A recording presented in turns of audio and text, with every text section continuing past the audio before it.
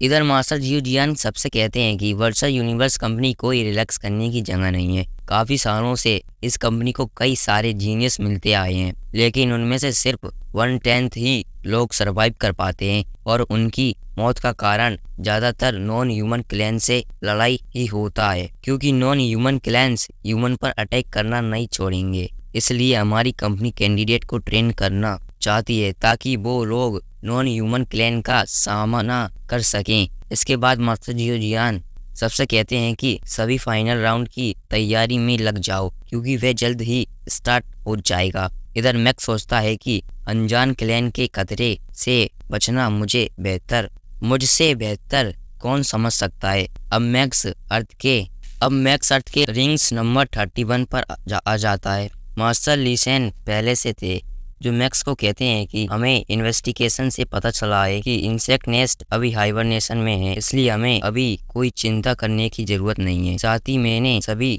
Countries के leaders को inform कर दिया है कि वो लोग पब्लिक को ये न्यूज़ ना बताएं, नहीं तो पब्लिक पैनिक करने लगेगी। इसके बाद मास्टर लीसेन मैक्स को बताते हैं कि उसकी वाइफ भी वहीं पर है। इधर मैक्स की वाइफ उस नेस्ट के पास एक डिवाइस लगाती है, जिसके बाद वो मैक्स के गार्ड से भी बाकी जगह डिवाइस लगाने को कहती है। जो डिवाइस लगाने के बाद मैक्स की वाइफ एवा को उनसे सिग्नल आना शुरू हो जाते हैं और वे बोलती है कि अगर इस नेस्ट में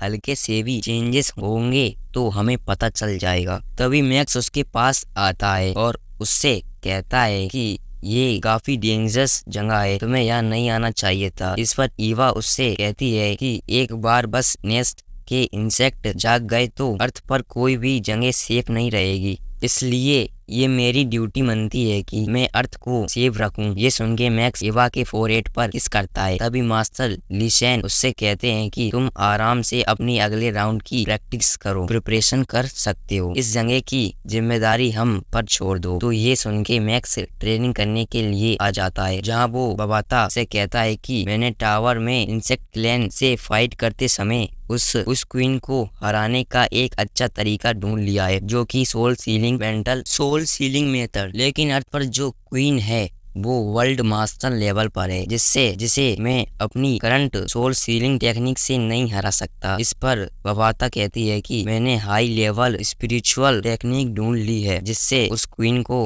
हराया जा सकता है, लेकिन वो टेक्निक तुम्हें एंशंट एयर जोन में मिलेगी। इसके लिए तुम्हें रैंक 1 या 2 हासिल करनी होगी। तो ये सुन के मैक्स कहता है कि अब तो मैं इन रैंक्स को हासिल करने की पूरी कोशिश करूंगा। अब जीनियस बैटल का अगला राउंड शुरू हो जाता है, जहाँ मैक्स की फाइट एक बंदे से होती है जो मैक्स पर अटैक करता है और उसे लगता है कि उसने मैक्स को हरा दिया, लेकिन वो तो बस मैक्स का एक इल्यूजन था और मैक्स उसे पीछे से बड़े आराम से मार देता है और मैच जीत जाता है। तो ये देखकर मैक्स के सभी चाहने वाले बहुत ही खुश हो जाते हैं और बेकरॉल कहता है कि मास्टर के आने वाले राउंड्स बहुत ही खतरनाक होने वाले हैं। इधर बोलन बड़े आराम से मैसेज जीत रहा था, जिसकी वजह से उस पर पैसे लगाने वाले के पैसे डबल हो रहे थे। इधर रोंगजुन भी जिनलैंड यूनिवर्स किंगडम की जीनियस को बड़े आराम से हरा देता है, जिसकी वजह से ऑडियंस कहती है कि अब की बार कैंडिडेट बहुत खतरनाक हैं और अब उन कैंडिडेट के फैन ग्रुप भी मनने लगते हैं और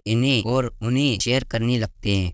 आगे मैक्स का अगला राउंड फैंटम जेलिस के साथ देखकर मास्टर लीसेन कहते हैं कि फैंटम जेलिस का इल्यूजन अटैक काफी मिस्टीरियस है, क्योंकि लोगों का मानना है कि वह बस अपने अपोनेंट की आंखों में देखकर उन्हें हरा देता है, क्योंकि उसकी स्पिरिचुअल पावर काफी ज्यादा है, जिसकी वजह से उससे फाइट करने वाले कैंडिडेट को मेंटल डिसऑर्डर हो जाता है। तो ये देखकर एवा को मैक्स की चिंता होने लगती है। अब मैक्स फैंटम जेलिस के साथ एरेना में आ जाता है। तभी वो अपने मन में बोलता है कि मैच के दौरान हम दोनों की पावर सेम लेवल पर है, लेकिन फिर भी मुझे इसकी आंखों में देखकर अजीब लग रहा है। पर मेरे पास